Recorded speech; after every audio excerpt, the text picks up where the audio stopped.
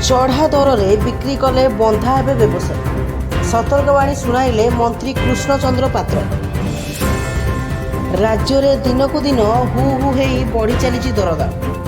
परिवा दर में तो निया लगी आहारी भितर दरदाम वृद्धि प्रसंग में प्रतिक्रिया रखिंट खाद्य जोगाण और खाउटी कल्याण मंत्री कृष्णचंद्र पात्र।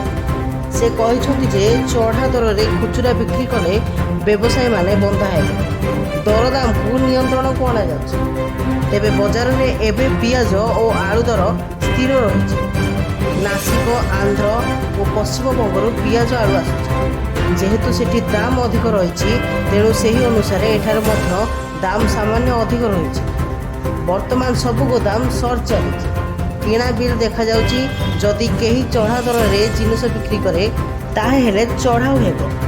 खुचुरा व्यवसायी बहुत अधिक लाभ रखी बिक्री करुथिले सेमानक उपरे मध्य चढ़ाऊ हेबो बोली मंत्री सूचना दैछन्ति। एथिसहित विभागीय अधिकारी नियमित एहार जांच करिवे बोली विभागीय अधिकारी को निर्देश दिया जाइछि बोली कहिले मंत्री कृष्णचंद्र पात्र।